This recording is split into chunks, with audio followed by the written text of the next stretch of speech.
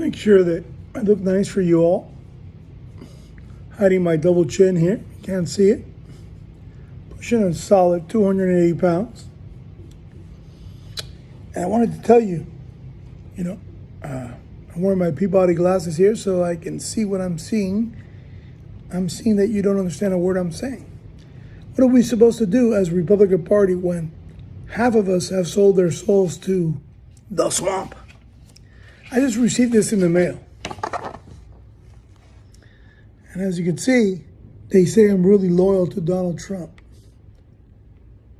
and the Republican Party. This doesn't mean a hill of beans to anyone unless we take away their schools. All of their public schools from this moment on must be taken away. Parents have to rally around the idea that they need to amend the direct ballot parent trigger law. And when doing so, they demand that Ron DeSantis, Mr. Popular, who's been sitting on the amendment of this law since he got power, knows of it personally, went out to dinner with him and my daughter to explain to him the abuse that the present law allows the left to do to the parent proponent, the person who fires the trigger letter. It's called the Florida Parent Empowerment Law. It's 1002-33, Clause 3B. Unfortunately, it's called conversion to charter law, alias also known as the parent trigger law. 7 or 8 states might have the parent trigger law, but only Florida has direct ballot parent trigger law, meaning no parent needs to go before the school board to determine if the school merits conversion to charter, meaning A, B, C, or D, or F schools consistently failing. Therefore, school choice is an option. No. In Florida, almost by mistake, Lawton Childs, who was campaigning against Jeb Bush, who was making school choice a chief principled point in his campaign, lost to him. Thing that came out of Lawton Childs' victory is Florida Teachers Empowerment Law, written as a parent empowerment law. Why? Because teachers vote separately from parents in 1 week of elections. Think about that, folks. For 1 week, you have to have the guts to fire the trigger letter, find another parent, or find a teacher, or find an ESAC member. And the ESAC members may be like grandpa, grandma, or professionals who might be little spies from the system agreeing to join the gung-ho parent to fire the trigger letter only to sabotage them throughout the process.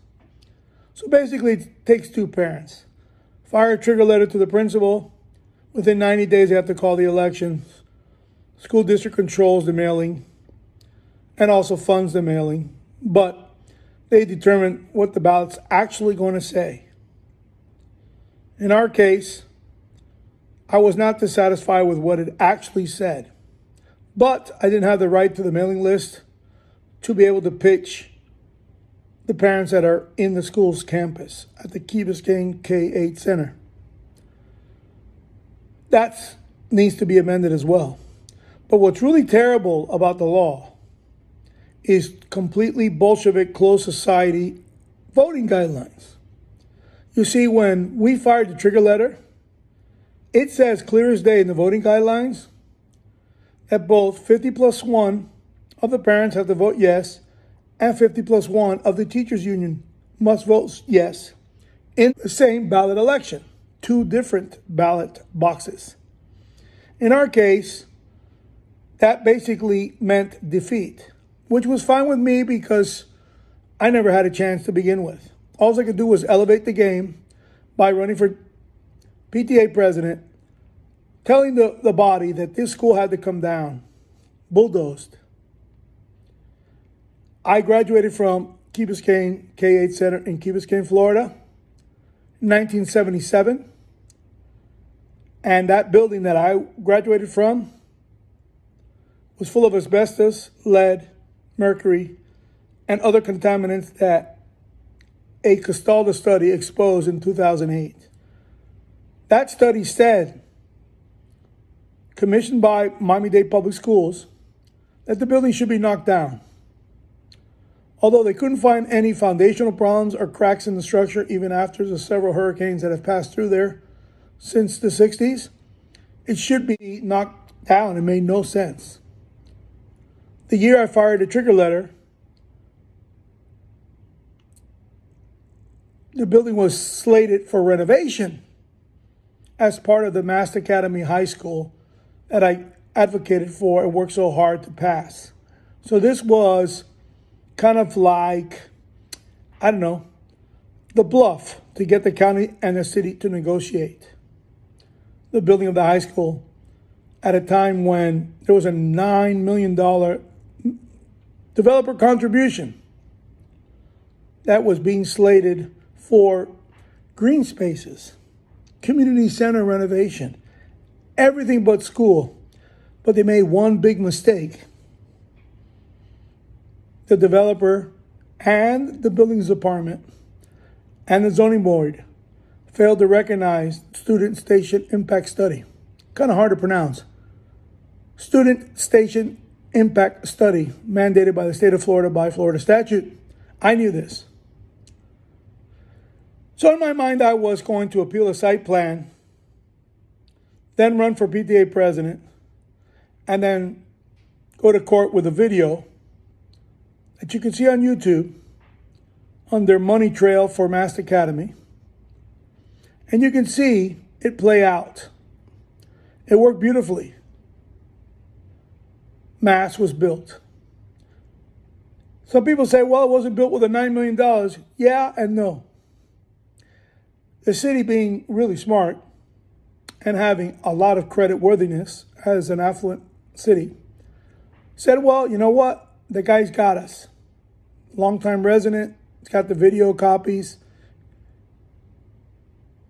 and he can ask the judge to stop the project indefinitely until the student station impact study is done. That could take some time. Not to mention the real estate market for luxury high-rise residential of more than 100 units could be compromised. I knew that. After all, I had charter school family members, a sibling.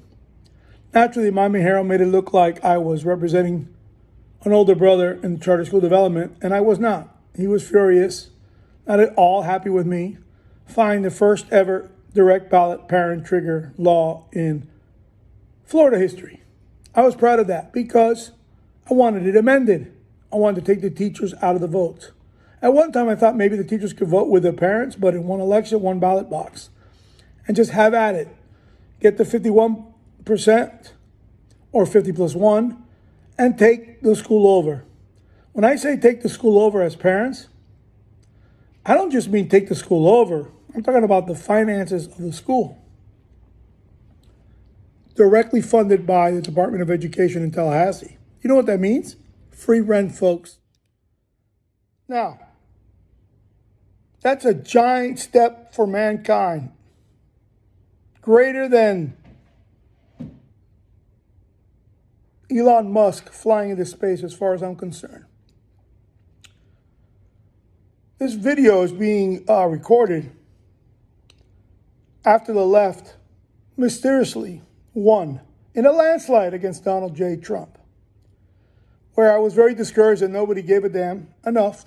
Who know the effort I put in 2013 and 14, the $50,000 I spent to hire an attorney that was an ex-elections committee member and chairman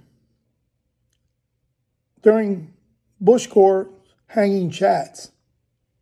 Think about that. That is effort, obedience, and sacrifice.